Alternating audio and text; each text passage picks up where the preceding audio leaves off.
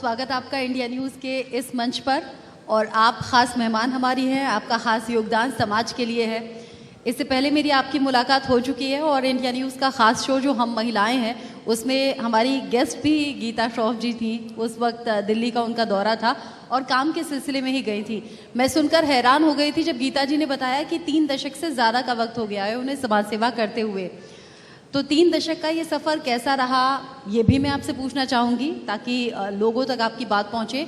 और समाज सेवा एक ऐसा काम है जो 24 घंटे 7 दिन आपसे मांगता है बिना किसी छुट्टी के।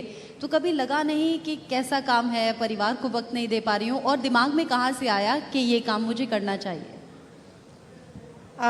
बिल्कुल, हम वैसे तो जो भी काम करते हैं वो हमें 24 आवर्स वो काम को हमारे अंदर कंटिन्यू रखना ही चाहिए। चाहे हम कोई भी प्रोफेशन में हो उसको हमें लॉयल्टी के साथ उसके साथ जुड़े रहना चाहिए। पर सोशल वर्क के लिए बिल्कुल आपने जो मुझे प्रश्न पूछा, कई लोग पूछते हैं क्योंकि हमने संकल्प लिया हुआ है 30 साल से हम बिना पैसे के किसी से भी नहीं लेते। हमारा संकल्प होता है हम सबको एक तरीके से गिन के उनको मदद करते रहते हैं। ज़्यादातर महिला, बच्चे और परिवार के लिए इतने सालों से काम किया है तो रात मध्यरात ही काम बहुत आता है, क्योंकि महिलाओं को अगर उनके साथ डोमेस्टिक वायलेंस होता है या उसके साथ कोई एब्यूज़ या उसका शोषण होता है, कुछ भी होता है, तो वो ज़्यादातर रात को होता है। और ऑफ कोर्स हमारे साथ बलात्कार के भी केस आते हैं, वो रात को ही होते हैं। तो हमें अलर्ट तो रहना पड़ता है। रात को भी फ़ोन उठाने का और उठाकर नींद से नहीं पर हम जाग रहे हैं इस तरह से बात करना एक चैलेंज होती थी। अब आदत सी हो गई है, क्योंकि सामने वाला कोई तकलीफ़ में है तो ही वो मध्यरात को आपको कॉल कर रहा है। अगर आप उसको रिस्पॉन्स ऐसे ही दोगे जैसे आप सोए हो और ठीक है, तो वो बेचारा वैसे भी टूटा हुआ है, वो उसकी आशा बिल्कुल टूट जाएगी। हमारा काम यही है एज अ सोशल वर्कर कि हम चाहे बहुत ना कर सके, क्योंकि हमारे पास पावर नहीं है, सत्ता नहीं है, हम तो सिर्फ अपनी भावनाओं के साथ जुड़कर ये काम कर रहे हैं। पर हम सामने वाले को आशा देते हैं, एक उम्मीद देते हैं, और वो उम्मीद देने के लिए हमें बहुत अलर्ट रहना होता है कि अगर हमारे खुद के साथ वो समय हमारी हेल्थ इश्यू हो, हमारा फैमिली इश्यू हो, हमारे साथ कुछ वो टाइम पे परिस्थिति ऐसी हो, तो भी हम सामने वाले को पता ना चलना चाहिए कि हम खुद कोई तकलीफ में हैं, और हम उनके लिए काम करने के लिए रिस्पॉन्स इस तरह से देते हैं क्योंकि हम लिसनर होते हैं। हमारा काम सुनना होता है। बस एक बार हम उनको रिस्पॉन्ड करके फिर हम पूरा उनको सुनने में एनर्जी लगाते हैं, तो उनको पहले रिस्पॉन्स से ही अंदर की बात कहने की इच्छा हो जाए और वो शुरू कर दे, और फिर तो हम आराम से उनको सुनते रहते हैं। पर ये काम अगर अच्छी तरह से हो जाए तो उसका परिणाम मैं आपको बताऊं रचना जी कि बहुत सारी जान हमारे थ्रू बची है। क्योंकि कई लोग ने कन्फेस किया कि अगर आज मैं आपके साथ बात न करती या न करता तो मैं तो सुसाइड ही करने वाला था, क्योंकि मुझे लगा कि समाज में किसी को हमारी लाइफ में इंटरेस्ट क्यों हो, और वैसे भी न फैमिली की तरफ, क्योंकि वो तकलीफ़ में होते हैं, तो बोले फैमिली की तरफ से या किसी और की तरफ से तो हमें कोई सुनने वाला है नहीं, मदद करने वाला है नहीं। पर ये तो हमने सोचा कि चलो एक बार आपसे बात करें, तो इतनी तसल्ली हो गई कि एक हिम्मत आ गई कि अरे जीवन में ऐसे पड़कार तो आते रहेंगे, हम बिल्कुल इसमें से बाहर निकल आएंगे। हालांकि बड़ा मुश्किल सवाल है, आपने रफ आइडिया तो दे दिया कि 30 साल से ज़्यादा हो गए मुझे ये काम करते हुए। अगर मैं पूछूं कि कितनी ऐसे परिवार रहे, कितनी ऐसी महिलाएं हुई जिनकी ज़िंदगी आपने बचा ली या संवार दी, कोई आंकड़ा आप बता पाएंगी? आंकड़ा पहले हम रखते थे जब 1996 से हमने डेडिकेटेडली ये काम शुरू किया। पर मेरी संस्था का नाम है अनीस, अपमृत्यु निवारण सहाय। नाम थोड़ा अटपटा लगेगा, पर वो समय दहेज के कारण बहुत सारी बेटियों को ससुराल में जला दिया जाता था, वो खुद जल जाती थी, मर जाती थी। वो समय हम रास्ते पे बाहर आके घर घर जाके ये संस्था बनाई थी अपमृत्यु, जो अननेचुरल डेथ है उसको रोकने के लिए, अपमृत्यु निवारण सहाय। समय के साथ समस्याएं, परिस्थिति बदली तो हमने शॉर्ट में अनीस कहना शुरू कर दिया। तो यस, बिल्कुल पहले हम ये सब रिकॉर्ड भी रखते थे। हम सूरत शहर पुलिस के साथ, एक्चुअली पुलिस हमारे साथ हमें इन्वॉल्व करके काम कर रही थी। उन्होंने हमसे हेल्प मांगी थी कि महिलाएं बाहर नहीं आ रही है पुलिस स्टेशन तक, क्योंकि वो समय में कोर्ट और पुलिस स्टेशन का के यहाँ जाना वो बहुत बुरा माना जाता था किसी महिला के लिए, खास करके अपने फैमिली प्रॉब्लम्स में। तो हमारी मदद इसलिए मांगी कि आप एनजीओ है तो आपके पास महिला आएगी, आप महिलाओं को बुलाएंगे तो वो पुलिस स्टेशन तक भी आएगी। तब महिला पुलिस स्टेशन की शुरुआत की थी गुजरात में, और सूरत में पहला महिला पुलिस स्टेशन एक ट्रायल बेस पे शुरू किया गया था। वहाँ हमने फिर शुरुआत की और महिलाओं को हम घर जा के उनका प्रॉब्लम भी सुनते थे और उनको वहाँ पुलिस स्टेशन तक लाने के लिए भी हमने बहुत अच्छे से प्रोग्राम्स किए। बहुत रिकॉर्ड था, अब नहीं रख रही हूँ। यानी अनगिनत महिलाओं और बच्चों की मदद आप कर चुकी हैं। अब गिनती करना मुश्किल है, क्योंकि 30 साल बहुत लंबा वक्त होता है। आपने जब, इससे पहले मेरी बात हो रही थी आपसे, वो डोरबेल बजाने वाली घटना अगर आप यहाँ बैठे लोगों के साथ साझा करना चाहें, रात के वक्त में चीख चिल्लाहट आना, वो डोरबेल बजाने की वो जो हिम्मत आपने जुटाई और फिर आपको लगा कि ये काम मुझे करना है औरों की हेल्प के लिए। जी रचना जी, वो टाइम पे क्या था कि मैं भी स्त्री हूँ, सबसे पहले ये कहूँ, और मैं अपने आप को खूब खुश नसीब मानती हूँ कि मैं स्त्री हूँ, क्योंकि मैं स्त्री होने के नाते स्त्री को तो समझ सकती हूँ, पर मैं पुरुष को जन्म दिया है तो पुरुष को भी समझ सकती हूँ। तो मुझे गर्व है कि मैं स्त्री हूँ और मैं स्त्री और पुरुष दोनों को समझ सकती हूँ। और जो ये बात घर घर जाके बेल बजाने की थी ना, इतना तो पता था कि हम स्त्रियों में अपने परिवार को बचाने के लिए बहुत सारा सहन करने की शक्ति हमें है, हम में। वो अलग बात है कि एजुकेशन के साथ और थोड़ा सा वेस्टर्न कल्चर के साथ, एजुकेशन के साथ अलर्टनेस, अवेयरनेस आई, और वेस्टर्न कल्चर के साथ थोड़ी सी बोल्डनेस ज़्यादा आ गई, तो थोड़ा सा उधर पार्ट भी चला गया। पर वो समय हमें घर घर जाके डोरबेल इसलिए बजानी पड़ती थी कि हमें बाजू वाला फ़ोन करके बोल रहा था कि यहाँ बहुत मारपीट हो रही है, आप आइए, मर जाएगी वो महिला। और हम दौड़ते हुए वहाँ पहुँचते थे, डोरबेल बजाते थे, तो वो महिला ही आगे आके बोलती थी, तू कौन है? मेरा पति है, मुझे मारे पीटे मार डाले, मैं रेडी हूँ, निकलो यहाँ से। बहुत सारी जगह पे हमने ये फेस किया कि महिलाएं ही हमारे खिलाफ खड़ी कर दी जाती थी। तो हम जहाँ जाते थे तो बहुत सारी फैमिली की, पड़ोस की महिलाएं, चल निकल यहाँ से, क्यों निकली है, हमें कोई सोशल वर्क नहीं चाहिए। तब मैंने ये पहल की थी, मैंने महिलाओं को ये समझाया कि तुम्हें फ़र्क नहीं पड़ता है पर हमें पड़ता है, क्योंकि तू स्त्री है, मैं भी स्त्री हूँ। अगर तेरे के साथ ये खराब और गलत कुछ हो रहा है तो वो मेरे साथ हो रहा है और वो दूसरी स्त्री के साथ भी होगा, क्योंकि तू सह रही है, ये देख के दूसरी स्त्रियों को कहेगी, देख वो कुछ बोल रही है तो तुझे भी सहना पड़ेगा। तो ये पूरी स्त्री जाति की बात है, तो आपको आगे आना पड़ेगा। ये हमने घर घर जाके कहा। आपने सिर्फ महिलाओं की ज़िंदगी नहीं बचाई, बल्कि उनकी ज़िंदगी बनाने का भी काम किया, उन्हें आत्मनिर्भर बनाया, उन्हें अपने पैरों पर खड़ा किया। वो सोच कहाँ से आई और कैसे शुरुआत हुई? जी एक्चुअली सबसे बड़ा कारण तो वो समय पे तो यही था कि महिलाएं डिपेंडेंट थी आर्थिक रीत से। अगर वो बच्चों को लेके घर से निकल भी जाए ससुराल से, तो मायके में तो उसको रखेंगे नहीं, क्योंकि उसको और उसके बच्चे की परवरिश करनी होती थी। तो उसको पता था कि मुझे कौन रखेगा, मेरे पास पैसे नहीं है तो मैं ऐसे भी नहीं निकल सकती कि चलो घर छोड़ दिया, कहीं भाड़े पे घर ले लूँगी। तो सबसे रूट कोज हमने पकड़ा, क्योंकि एजुकेशन इतनी तब महिलाओं की नहीं थी, तो वो बेचारी नौकरी भी कहाँ लेगी। सब कोई बर्तन और ये करने के लिए तो रेडी नहीं होती है। तो हमने वो टाइम पे उनकी खुद की जो स्किल है उसको डेवलप करने के लिए मेहनत की। अगर उसके हाथ में कुछ ऐसी कला है, वो जैसे हमारे गुजरात में कल्चर है, वो तोरण और ये सब चीज़ें बहुत बढ़िया बढ़िया बनाते हैं, तो हमने उन लोगों को बहुत मोटिवेट किया और उनकी चीज़ों को बनवाकर हमने खुद हमारे प्लेटफॉर्म से, जैसे ये गिफ्ट देते हैं ना, तो हमने उनकी ही चीज़ों को गिफ्ट देना शुरू किया, साथ में एक टैग लगा के कि अगर आप चाहे तो ये दूसरों के लिए खरीद कर इनको मदद कर सकते हैं।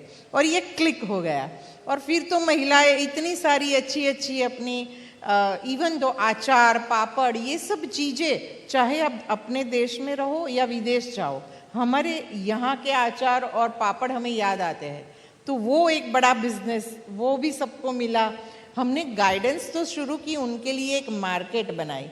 जैसे जहाँ भी कोई ऐसा प्रोग्राम हो, हम वहाँ उनका एक छोटा सा स्टॉल रख देते थे और उसके साथ एक रीज़न कि ये आप क्यों खरीदे और इससे क्या फ़ायदा होगा और किसको होगा। तो ये सब चीज़ें हमने करके उनको आत्मनिर्भर बनाया। सरकार ने नारा दिया बेटी बचाओ बेटी पढ़ाओ। मुझे ऐसा लगता है कि इस नारे पर काम तो आपने 30 साल पहले ही शुरू कर दिया था। जी, शायद मैं सच कहूँ तो yes, before 30 years Beti Bachao आवाज़ मैंने पहले उठाई थी। और यहाँ की एक स्कूल है, वो स्कूल प्रेसिडेंसी स्कूल अडाजन विस्तार में, जहाँ वो प्लेटफॉर्म से हमने बेटी बचाओ का नारा शुरू किया था।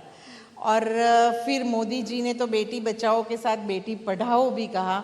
अभी हमारा नारा ये है बेटी बचाओ और बेटी बढ़ाओ और संतुलन बनाओ, क्योंकि बेटियों का जन्म दर बहुत कम होता जा रहा है। दुख की बात है कि जिस शहर में हम बैठे हैं, सूरत शहर में, वो सब में नंबर 1 है, सब में आगे है, पर पूरे गुजरात में सबसे लोएस्ट जन्म दर बेटियों का ये शहर का है। और जन्म दर कम सबसे लोएस्ट है, यानी यहाँ टेक्नोलॉजी यूज़ हो रही है, कुदरत को चैलेंज किया जा रहा है, उसके साथ कुछ गड़बड़ कर रहे हैं, तो ही जन्म दर में, अगर हम माइग्रेशन देखें तो यस, मेल फीमेल रेशियो में आप सोच सकते हो, पर जन्म दर में आप क्या सोचेंगे। तो ये जो है, तो बेटियां बढ़ाओ संतुलन बनाओ, ये हमने एक नारा लगाया। अश्वत्थामा अभियान से हम बेटी संतुलन यात्रा सूरत से शुरू करके 1 साल पूरी सूरत में चलाई अवेयरनेस के साथ, और भारत में कई जगह पे हम जा रहे हैं। गुजरात में बहुत जगह पे मैं हो आई, पर मैं अभी भी दुख की बात कहूँ कि अभी थोड़े से दिन पहले, शायद 15-20 दिन पहले, एक न्यूज़ आई कि अमेज़ॉन पे एक किट मिल रही है, जेंडर ब्लिस किट। वो इतनी इजीली मिल रही है अमेज़ॉन से, ओनली 2600 में, और वो भी 5 वीक का, अगर प्रेगनेंसी है 5 वीक्स की, तो आपको बता सकता है कि वो जेंडर क्या है। और वेरी इजी, बस वो प्रेग्नेंट वुमेन का आपको यूरिन उसके ऊपर डालना है, रेड है तो बेटी है, ब्लू है तो बेटा है। अब सोचिए कि 5 वीक अगर वो पहले ये लोग मंगवा लेते हैं, ऐसी 2-3 किट भी यूज़ कर सकते हैं, और ये लोग अगर घर में ही बच्चा गिरा देंगे, अब उनको शायद, क्योंकि 20 वीक तक का बच्चा वो कंडीशन पे वो लोग अबॉर्ट करवा सकते हैं। ये तो 5-6 वीक में ही पता चल जाएगा, घर में ही सब मामला निपट जाएगा। तो बेटियों का जन्म दर और कम होने पूरा दिख रहा है, और ये थोड़े ही दिन पहले की बात है। उससे थोड़े दिन पहले की मैं बात कहूँ तो जेंडर सिलेक्शन और फैमिली बैलेंस IVF की उसमें एडवर्टाइजमेंट में आ रहा था। तो यानी इतने सारे IVF सेंटर, अच्छा है, एक तो ये जो जिनको बच्चे नहीं हो रहे उनके लिए तो बिल्कुल ये आशीर्वाद रूप है, पर हम मानव ऐसे हैं ना कि हम जल्दी से आशीर्वाद को श्राप में परिवर्तित कर देते हैं। तो ये टेक्नोलॉजी का यूज़ हम लोग वो शापित बना देते हैं।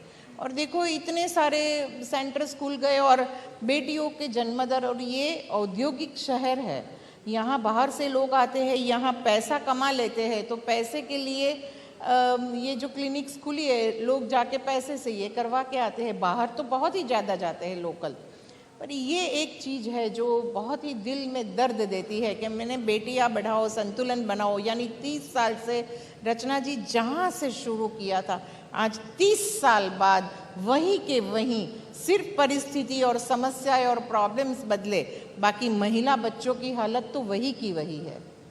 मैं ये पूछना भी चाहती थी कि 30 साल पहले आपने ये काम शुरू किया, तो 30 साल में चीज़ें सुधरती हुई नज़र आती हैं या बिगड़ती हुई? आपने पहले ही उसका जवाब दे दिया।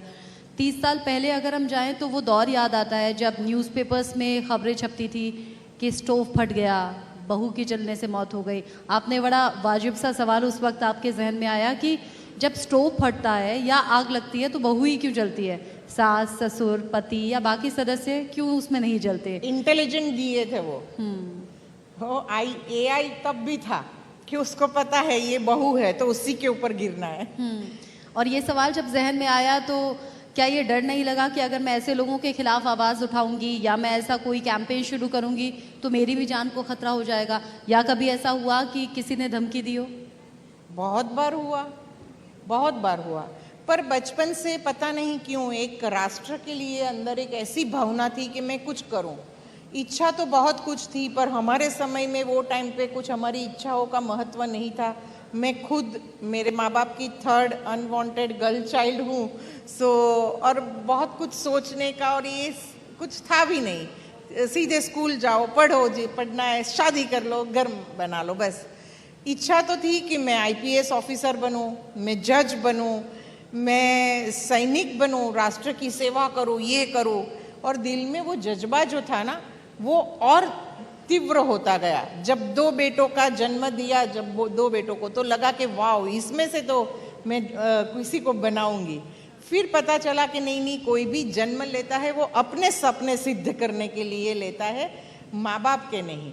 तो मैंने खुद अपने आप में वो चीज़ें डाली। मैं पुलिस के साथ काम करती हूँ 1999 से आज तक। बिल्कुल मुझे लगता है कि मैं खुद वो पार्ट हूँ एक पुलिस का। तो आज तो आप बिल्कुल सही मंच पर हैं। इंडिया न्यूज़ ने शौर्य अवार्ड्स ये रखा भी है, तो आप भी पुलिस का हिस्सा हो गए और शौर्य अवार्ड का पार्ट भी हो गए। जी, और दूसरा पार्ट, मैं जुडिशरी का हिस्सा हूँ। मैं 10 साल तक कंज्यूमर कोर्ट की जज मेंबर रही हूँ। सो मैं जुडिशरी का हिस्सा हूँ इस तरह से भी, और दूसरी तरह से फैमिली कोर्ट में 2007 से आज तक हमारी मानद सेवा एज अ कंसिलेटर्स हम दे रहे हैं। कोर्ट ने ही हमें उनकी प्रीमाइसिस में ये जगह दी है और हमारे 35 काउंसलर्स वो सेवा दे रहे हैं। यानी मैं ये सब चीज़ों में। और अब बात आई सैनिक की, आपने जो प्रश्न पूछा वो, मैं हमेशा मानती थी कि अगर मैं सैनिक बनती तो मैं सर पे कफन बांध के ही जाती कि मैं वापस आऊँ या ना आऊँ, और वो जज्बा मुझे अंदर से बहुत हिम्मत देता था। तो जब मैं ये सोशल वर्क के लिए, खास करके ऐसे महिलाओं के लिए जब निकली थी, तो बहुत बार मुझे पहले तो वकीलों ने नोटिस भी बहुत भेजते थे। मैं तो डस्टबिन में डाल देती थी वो नोटिस पढ़ के ही कि उनको जो करना है वो करे। फिर तो धीरे धीरे फैमिली के लिए भी ये धमकियाँ आने लगी, मेरे पति को भी आने लगी कि अपनी बीवी को बोलो सीधे सीधी घर पे बैठे, ये ना करे, वो ना करे। शुरुआत में तो सबने सोचा कि हम इनको शाम दाम दंड भेद प्रेशर से दबा देंगे, पर वो जितना प्रेशर देते थे उतना मैं दुगने जोर से काम करती थी। अब ये लोग की समझ में आने लगा कि यार उसको छेड़ोगे तो ये तो और जोर से नहीं तो छेड़ना नहीं है, या तो चुप रहो या तो उसको सरेंडर हो जाओ। तो ये मेरे काम में आ गया। और शस्त्र, आज मैं सच बता रही हूँ, मुझे बहुत लोग बोल रहे हैं जो बाहर से आ रहे हैं वो, कि गीताबेन आपसे लोग डरते क्यों हैं? तो मैंने कहा, ना तो मैं गन लेके घूमती हूँ, ना मैं ऐसी दिखती हूँ, ना मेरा कोई ऐसा जेस्चर है कि जिससे किसी को डरना चाहिए। पर लोग क्यों डरते हैं? क्योंकि वो जानते हैं कि गीताबेन कभी भी अगर जो झूठ पकड़ लेगी तो वो किसी को नहीं छोड़ती है, और वो कभी भी गलत चीज़ों का साथ नहीं देगी। और सत्य के साथ चलने वाले इतने कम लोग हैं, तो वो बाकी के लोग तो मेरे से डरेंगे ही। तो जो सत्य के साथ चलेंगे उसको मेरा डर नहीं है। बाकी को यस रहना भी चाहिए और मैं रखूंगी। यस, थोड़ा पर्सनल है लेकिन फिर भी पूछ लेती हूँ, क्योंकि मंच से आपने कहा कि 3rd चाइल्ड आप थी, अनवांटेड चाइल्ड। तो क्या घर में ऐसा कुछ कभी हुआ था जब ये महसूस हुआ हो कि ये तो नहीं चाहते थे, मैं पैदा हो गई हूँ? कुछ ऐसा भेदभाव या ऐसी कोई सोच? सच बताओ तो मैं मिडिल क्लास मध्यम वर्गीय परिवार से हूँ। मेरी जो मैं क्रेडिट देना चाहूँ अगर मेरी ये आज की स्थिति और इसके, तो मेरी नानी माँ, मेरी माँ और मेरे मामा को बहुत ज़्यादा क्रेडिट देती हूँ। थोड़ा बहुत मैंने पापा से भी लिया, स्ट्रांगनेस और ये यानी कॉम्बिनेशन कर लिया मैंने। पर हाँ, मैंने ये देखा कि जब वो समय में एक औरत जो 3 लड़कियों को जन्म देती है उसकी परिस्थिति क्या होती है। मैंने मेरी माँ को अंदर से देखा, वो हिलते हुए देखा, उसका बार बार खुद का मुंह बंद करना और हमारा मुंह बंद करना, वो उसने मेरे अंदर एक अलग सी समझ दी कि महिला, स्त्री होना, स्त्री के जन्म लेना वो बहुत ही चैलेंजिंग काम है। यानी आप बाहर आके कुछ बोल नहीं सकते। अगर आप बोलते हो कि मेरे साथ किसी ने छेड़छाड़ की तो लोग आपके ऊपर, कैसी है तो तेरे साथ छेड़छाड़ हुई, यानी मार भी आपको ही मिलेगी घर से भी, कि पागल है, ऐसा बोलते हैं, चुप बैठ जाओ। यानी कोई हमें छेड़ता है तो भी हमें अपोज नहीं करना है, विरोध नहीं करना है। ये मैंने वो टाइम पे देखा, ये सब आग मेरे अंदर थी। और इसीलिए शायद मैं शादी के बाद सोशल वर्क में आई और धीरे धीरे धीरे मैं ये स्ट्रांग, मेरी जो अंदर की बातें थी उसको दूसरी स्त्रियों की हेल्प के लिए मैंने, और मैं बहुत अच्छी तरह से समझ सकी हूँ महिलाओं को, क्योंकि मैं बचपन से ही ऐसी थी। मैं हर एक घर में तब 7-7 बेटियां थी। तब ये जेंडर ब्लेस किट नहीं थी ना अगर वो टाइम पे इतना सब इजी होता तो मैं भी ना होती आपके सामने, मुझे भी वैसे ही निकाल दिया होता, क्योंकि उनको क्यों चाहिए तीसरी बेटी, भाई वो तो बेटे के लिए वेट कर रहे थे। पर मैंने ये देखा कि हर घर में 6 बेटी, 7 बेटी, 5 बेटी, 3 बेटी, यानी मैं बम्बई की चौल में रहती थी, हर एक घर में 7 बेटी पे 1 भाई, 5 बेटी पे 1 भाई, 3 बेटी पे 1 भाई, तो लड़कियों की ज़्यादा संख्या थी। तो हर एक लड़की की एक खुद की व्यथा थी, एक पीड़ा थी, एक स्त्री होने की, वो सबको मैं देखती थी, वो सबको मैं महसूस करती थी। वो जो मेरे अंदर पड़ा था ना, वो सोशल वर्कर बनके सब अभी दूसरी महिलाओं को समझने में मुझे मदद भी कर रहा है और हिम्मत भी दे रहा है। शादी के बाद बहुत से चैलेंजेस भी होते हैं, फैमिली भी बैलेंस करनी है, सबके साथ अच्छे से रहना भी है, फिर एक बहू वाली भूमिका शुरू हो जाती है। तो क्या ससुराल में किसी ने कभी रोका टोका नहीं कि तुम क्या कर रही हो? घर से बाहर भी जाना पड़ता होगा, घर से बाहर समय भी देना होता होगा। उसमें शायद मैं थोड़ी सी खुशनसीब भी रही हूँ। एक तो मेरी लव मैरिज भी है, दूसरे मेरे ससुराल वाले अच्छे नेचर के भी है।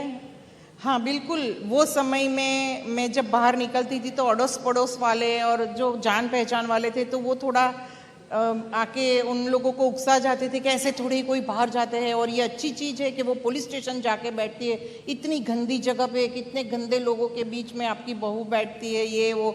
तो थोड़ा बहुत उनके मन में होता था, तो मुझे थोड़ी रोक टोक करते थे कि मत जाया करो, जाती हो तो जल्दी से आ जाया करो।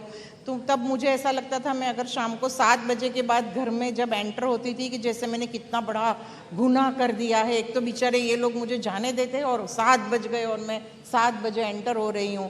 पर धीरे धीरे मेरे बेटे जो बड़े होते गए ना, उन्होंने देखा कि उनकी माँ क्या काम कर रही है, तो उन लोगों ने मेरे लिए बहुत सारे आसान काम कर दिया। मेरे बदले वो लोग ने घर का माहौल बदलने की शुरुआत कर दी थी, तो वो मुझे बहुत ही हेल्पफुल रहे। और मैं, हाँ, आई अड़चन, ऐसा नहीं है, कौन चाहेगा कि अपने घर की बहू घर के काम छोड़ के दूसरों की सेवा करे? कोई पति भी नहीं चाहेगा जिसको धमकियाँ मिलती है, तेरी बीवी को बोल ये काम बंद करे, कोई नहीं चाहेगा। पर हाँ, वो लोग ने इतना मुझे जोर जबरदस्ती नहीं की, इतना कहा कि तू कर दे तो अच्छा है। पर जब मैं मेरी जिद पे अड़ी रही तो फिर धीरे धीरे वो लोग भी मेरे साथ आ गए। अगर आप कुछ महिलाओं की कहानी हमारे व्यूवर्स के साथ साझा करना चाहें, जहाँ जहाँ महिलाएं फंसी थी, जिस सिचुएशन में फंसी थी, वहाँ से आपने निकाला, अब सामान्य जीवन जी रही हैं। सॉरी, ऐसी कुछ कहानियाँ अगर आप बताना चाहें कि कोई महिला सुसाइड क्यों करना चाहती थी, या किसी को मार देने की कोशिश कहाँ हुई, आपकी मदद से वो निकल पाई? वैसे तो बहुत सारी ऐसी कहानियाँ, दुखद भी है, अच्छी भी है। एक लड़की का मैं फ़ोन नहीं उठा सकी, मैं ऑस्ट्रेलिया में थी, तो वो निराश होके कि कोई मुझे सुनने वाला नहीं है, तो मेरी एब्सेंस में वो उसने ट्राई किया और मेरा मोबाइल नहीं लगा, वो सुसाइड कर लिया। और मैं जब ऑस्ट्रेलिया से आई तो मुझे बहुत दुख हुआ जब सुना कि वो लास्ट मोमेंट तक ट्राई मेरा फ़ोन कर रही थी। वो एक बहुत समय लगा मुझे उसमें से बाहर आने के लिए।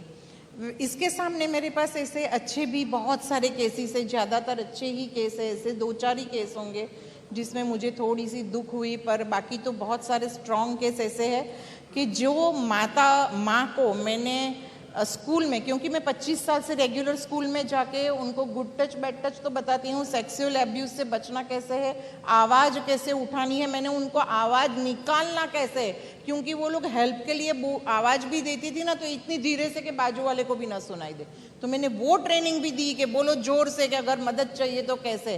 तो ये सब चीज़ों में मैंने ये देखा कि महिलाएं खुद अपने आप को संभालने लगी। वो महिला 25 साल बाद उसकी बेटी 12 साल की हुई थी, उसने अपने आप को बचाया, तो भर मंच में मुझे खड़े होके कहा कि क्योंकि आपने, वो बेटी ने 12 साल की, कि क्योंकि आपने मेरी मम्मी को हिम्मत दी थी, मेरी मम्मी हमेशा आपकी स्टोरियों में कहा करती थी, तो जब आप मेरी स्कूल में आए तो मुझे इतना अच्छा लगा, और मैं बताऊं कि आप ही के वो शिक्षा के कारण मैंने अपने आप को कैसे बचाया ऐसे दरिंदों से। और उसने एक बहुत, उसकी भी दर्दनाक कहानी थी, पर वो उसमें से कैसे बाहर आई, वो 13 साल की बेटी। मुझे इतना ये हुआ कि वाह, यानी आपका किया हुआ कहीं भी जाता नहीं है, वो बहुत सारे लोगों तक पहुंचता है, पीढ़ी दर पीढ़ी तक पहुंचता है। तो मैं मानती हूँ हमारा जो काम है वो वही है जो हम बीज डाल रहे हैं, और वो बिल्कुल उभरेगा। मैं निराश नहीं होंगी कि 30 साल से वही काम कर रही हूँ, मुझे पता है कि इसमें से बहुत सारे ऐसे वटवृक्ष बनेंगे जो आगे काम करेंगे। शुरुआत में आपने कहा था कि हम सत्ता में नहीं है ना, मेरे पास कोई पावर नहीं है, लेकिन मैं लोगों के लिए काम करती हूँ। सबसे बड़ी बात तो ये है कि इतने लोगों की दुआएं आपको मिल रही हैं, वो आपकी सबसे बड़ी पावर है, और पावर के साथ ही आप 30 साल ये काम करती रही। अगर आप इतना अच्छा बोलती हैं, लोगों को समझती हैं, आपको लगा नहीं कभी इलेक्शन लड़ना चाहिए, नेता बन जाना चाहिए? सोर्सेज भी होंगे आपके पास, ऐसे रिसोर्स के साथ आप लोगों की मदद कर पाएंगी? सच बताऊं तो बिल्कुल, मुझे तो ऑफर भी आ गई थी, टिकट मेरे घर पे मैं बैठी थी और लेके भी आ गए थे, और ज़्यादातर सूरत को भी पता है, और सब पॉलिटिशियंस हमारे सूरत के जो बड़े दिग्गज नेताएं हैं उनको भी पता है कि मुझे वो ऑफर आई थी। पर मैंने बहुत सोचा, ऐसा नहीं था कि मैं पॉलिटिक्स को गलत समझती हूँ, मुझे नहीं जाना चाहिए। मैं मानती हूँ कि पावर हो तो आप अच्छा काम कर सकते हो, पर तब मैंने बहुत अपने आप में सोचा, तो मुझे लगा कि अभी मेरी ज़रूरत समाज में ज़्यादा है। अगर मैं पॉलिटिक्स में चली जाऊंगी तो जो मैंने बीज डाले हैं वो अभी पके नहीं हैं, वो निकले नहीं हैं बाहर, और मैं चली जाऊंगी तो बाकी के सोशल वर्क के लोग भी ऐसा समझे कि ठीक है सोशल वर्क करने निकलो, अंतिम ध्येय तो पॉलिटिक्स में जाके कोई अच्छे से पद पे बैठना है। मुझे ऐसी गलत चीज़ों की तरफ मेरी महिलाओं को नहीं जाने देना था, इसीलिए मैंने अपने आप को बंद करके रखा, और मैंने कहा नहीं, मैं करूँगी सोशल वर्क, पर हाँ मुझे अच्छा लगेगा अगर मुझे कोई ऐसा पावर मिले कि जिससे मैं महिला और बच्चों के लिए, कोई भी पॉलिटिकल पार्टी के लिए नहीं, मेरी महिला और बच्चों के लिए मैं काम कर सकूं, ऐसा पावर अगर मिलता है तो बिल्कुल आई एम रेडी। पर अगर पार्टी में हम जाते हैं तो मैं ऐसा मानती हूँ कि समाज में ऐसा एक वो मानसिकता ये है, लोग ऐसा मानते हैं कि कोई अच्छा काम कर लेते हैं, बड़े बड़े प्रोग्राम करते हैं, बड़े काम करते हैं, तो इसका कुछ तो ध्येय होगा, गोल होगा। और मेरे लिए भी वही लगा देते कि देख वो गीता श्रॉफ खाली बोल रही थी, आखिर तो उसको पॉलिटिक्स में जाना था और ये टिकट लेनी थी, तो मुझे वो गलत वो नहीं रखना था, इसलिए मैंने नहीं लिया था वो। सोशल सर्विस के लिए फंडिंग की भी ज़रूरत होती है, किसी तरह से गवर्नमेंट से कोई हेल्प मिलती है या बाकी किसी से? बिल्कुल मिलती भी, मीन्स उनको ग्रांट देते, पर आज तक हमने नहीं ली है। इसलिए नहीं कि मुझे नहीं लेनी है, इसलिए कि उसमें मुझे एनर्जी बहुत डालनी पड़ेगी, वापस से वो एक्सपर्ट्स ढूंढने पड़ेगा। हम बिना पैसे के काम करने वाले लोग हैं, तो मेरी महिलाएं, ज़्यादातर महिला है, अब तो पुरुष भी है हमारी टीम में, पर ज़्यादातर महिलाएं, वो बेचारी भी इतना समझती नहीं है। और अभी हम युवा जनरेशन को हमारी टीम में लाए हैं, तो वो समझते हैं, वो शायद करेंगे। हमने इसलिए भी नहीं किया ये कि सूरत में बहुत अच्छी ये शहर है, बाहर से आने वाले लोग चाहे वो कोई भी जगह से आए हो, यहाँ आके वो दाता बन जाते हैं, और इतना वो दाता बन के काम करने में हेल्प करते हैं, वो खुद भी बाहर आते हैं। तो मुझे ईश्वर की कृपा से, जनता के सहयोग से इतने सारे डोनर्स ऐसे ही मिल जाते थे कि गीता बहन आप काम करो, आपको क्या चीज़ की ज़रूरत है वो हम प्रोवाइड करेंगे, तो मुझे कुछ करना ही नहीं पड़ता था। इतने साल हुए, मुझे नहीं पता है कि कोई एक काम मेरा पैसे के लिए रुका हो, एक भी काम नहीं। चाहे वो कितना बड़ा काम हो, पैसे ज़्यादा चाहिए तो भी नहीं रुका है। ये धरती की कमाल भी है। ये मैंने अक्सर सुना है ऐसे सोशल सर्विस करने वालों से, अगर आप अच्छे उद्देश्य के लिए काम करते हैं ना तो आपके काम में कोई बाधा नहीं आती, फिर ऊपर वाला भी रास्ते बनाता है और ऊपर वाले ने ही ऐसे डोनर से आपको मिलवाया होगा जो आपको अलग अलग तरीके से मदद करते रहे। हम चूँकि सूरत शहर में बैठे हैं, बहुत साफ़ सुथरा अच्छा ये शहर है। अब मैं ये पूछना चाहूँगी, जो केसेस होते हैं क्राइम के वो ग्रामीण इलाकों में ज़्यादा होते हैं या शहरी इलाकों में? आपका अनुभव क्या कहता है? वैसे सब जगह रहता है। हमारे पास जो आते हैं लेबर क्लास से ज़्यादा आते हैं, जहाँ क्योंकि यहाँ औद्योगिक नगरी है ये, तो बाहर से बहुत सारे माइग्रेंट्स आए हुए होते हैं। उनके साथ थोड़ा सा क्राइम और उनके द्वारा भी बहुत सारे क्राइम्स होते रहते हैं। मैं दूसरे क्राइम की बात नहीं करूंगी, मैं महिलाओं के लक्षी क्राइम की अगर बात करूं तो बलात्कार और छेड़छाड़ और ये सब जो हो रहा है वो ज़्यादातर बलात्कार लेबर क्लास एरिया में बहुत ही हो रहे हैं। अपर क्लास में जो होते हैं वो बाहर नहीं आते हैं, वो हमें ढूंढ के जाने पड़ते हैं, ये बाहर आ जाते हैं। पर सिटी में भी सेक्सुअल एब्यूज़ अभी महिलाओं के साथ जो हो रहे हैं वो भी हो तो रहे हैं, कुछ कम या बंद नहीं हुआ है, हो तो सब जगह रहा है। मेरे ख्याल से ग्रामीण महिलाएं ना वो ज़्यादा बोल्ड होती है, वो एक हिम्मत से बाहर भी आ जाती है और वो खुद अपनी रक्षा कर सकती है, तो उनके साथ प्रॉब्लम की मात्रा कम हो जाती है। उनके पास शो ऑफ करने के लिए कुछ नहीं होता कि ये हमारी प्रेस्टीज है, ये हमारा सम्मान, या दिखावे वाली इज्जत है, उसे हमें बचाना है। कई बार ऐसे भी केसेस आए होंगे जहां क्राइम तो हो गया, आपको कंफर्म भी हो गया कि ये महिला है, इसके साथ ये घटना घटी है, पहले शुरुआत में उसने कहा हो कि हाँ ऐसा हुआ है और बाद में कह दिया हो नहीं ऐसा कुछ नहीं हुआ। ऐसे तो बहुत सारे एक्सपीरियंस हुए। उसके कारण कई बार ऐसा भी लगा कि छोड़ देना है, क्यों करूं ये काम मैं जिसके लिए कर रही हूं। एंड कोर्ट तक मैजिस्ट्रेट से 164 के अंडर उसकी जुबानी हो गई, सब हो गया। उसके बाद वो हाई कोर्ट में सामने वाली पार्टी उसको ले जाके पूरा रफे दफे, और ऊपर से लोगों में एक मन में एक अच्छा गीता बेन ने भी कुछ इसमें सेटलमेंट किया होगा। और ये जो उंगली समाज हमारी लगाती है ना, वो हमेशा अच्छे काम करने वालों के पास ही ज़्यादा जोर से जाती है। क्यों? क्योंकि डरते वो लोग से है जो खराब काम करते हैं। अच्छे काम करने वाले किसी का खराब नहीं कर सकते हैं, इसलिए वो लोग उनको ज़्यादा परेशान करेंगे। ऐसा हुआ भी, और मैं वहाँ भी खड़ी रही थोड़ी देर के लिए। बिल्कुल मैं भी डम जैसे हो गई थी, डिप्रेशन में भी चली गई थी कि ये क्या हो गया कि मैंने इतनी सारी मेहनत की, पूरे रिहर्सल ट्रायल्स दिन रात नहीं देखे, रातों रात मैजिस्ट्रेट के पास जाना, पूरा ट्रायल करवाना, कुछ बाकी नहीं रखा था। हाई कोर्ट के जज को साथ में रखना, इनको रखना, वो रखना। और देखो high court, Gujarat high court में जाके पूरा फिर वो लोग ने क्वॉश करवा लिया, और वो रातों रात वो महिला गायब भी हो गई सूरत से। और फिर सब मुझे पूछ रहे थे कि आप क्यों नहीं ढूंढ रहे हो, क्यों नहीं ढूंढ रहे हो। पर मुझे लगता है तब समाज को आगे आना चाहिए कि गीता बहन आपने यहाँ तक लाए, अब हमारा काम है कि वो कहाँ गई वो लेडी। ऐसे एक नहीं बहुत सारे केस में मुझे अनुभव भी हुए, पर मैं एक बार ज़्यादा टूटी थी, बाकी के तो मैंने बहुत अच्छी तरह से फिनिक्स पंखी की तरह मैं वापस से उठ खड़ी होती हूँ। और जब भी मैंने देखा कि मैं ऐसे उठ के खड़ी होती हूँ ना, तो दुगने तिगने पावर के साथ होती हूँ। फिर तो मुझे लगता है कोई मेरे सामने अगर आ गया आज, तो वो जल के वो खुद भस्म हो जाएगा। ये बड़ी हिम्मत की बात है कि आपने बार बार इस तरह के झटके खाए और आप हिम्मत के साथ उठी और ये अपना काम कंटिन्यू कर रही हैं। आपने लेबर क्लास का जिक्र किया कि वहाँ पर ये घटनाएं ज़्यादा होती हैं। आप इसमें एक रीज़न अशिक्षा को भी मानती हैं कि पढ़े लिखे नहीं है तो उन्हें समझ नहीं है कि हम ऐसा कोई क्राइम करेंगे तो क्या मुसीबत आ जाएगी। दूसरा, आजकल सोशल मीडिया का बड़ा ज़माना है, तो आपको लग रहा है कि महिलाओं के साथ या बच्चों के साथ भी जो क्राइम हो जाता है उसमें सोशल मीडिया एक बड़ा जिम्मेदार है?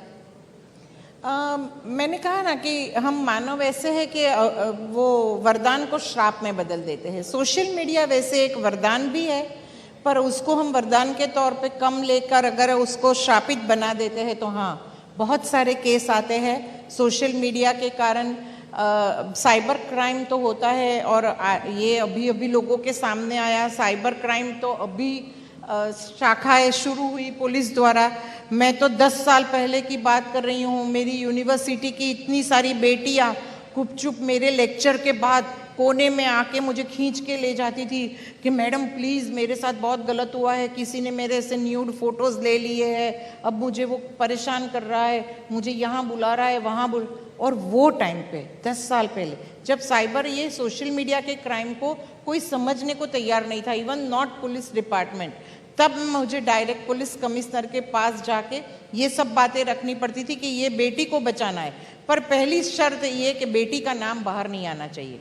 कम नसीबी से बहुत बार ऐसा होता है कि वो हम लोग पूरी डिटेल ऐसे देते हैं कि उसके अड़ोस पड़ोस और वो सगे संबंधी और कॉलेज में पता चल जाता है कि ये इस लड़की की बात हो रही है। एक बार ऐसा हुआ था कि वो लड़की ने इसके कारण, क्योंकि मीडिया के द्वारा वो खुली हो गई तो उसके कारण उसने सुसाइड अटेम्प्ट की, बच गई, किंतु उसके बाद हम भी अलर्ट हुए और डिपार्टमेंट भी अलर्ट हुआ कि कोई भी तरह से बेटी की पहचान खुली नहीं होनी चाहिए। और ये हाँ बिल्कुल आपने जो पूछा, मैं कहती हूँ सोशल मीडिया के कारण आज भी वृद्ध लोग भी बहुत आते हैं कि उनको भी ऐसे फंसाया जा रहा है और ख़ास करके ऐसे ही तरीके से, और उनके पास से पैसे लिए जाते हैं। आपने बहुत से सेंसिटिव केस भी हमारे व्यूअर्स के साथ में साझा किए और यकीन जानिए आप बता रही थी ऐसा लग रहा था पूरी एक पिक्चर मेरे सामने चल रही है, लेकिन बड़ी हिम्मत का काम आपने किया है और बड़ी शिद्दत के साथ किया है और मुझे लगता है लाखों लोगों की दुआएं भी अब तक पाली होंगी आपने। बहुत बहुत शुभकामनाएं आपको भविष्य के लिए भी, आप ऐसी ही शिद्दत के साथ महिलाओं के लिए, बच्चों के लिए काम करती रहिए और बहुत बधाई भी। बहुत शुक्रिया। धन्यवाद। धन्यवाद।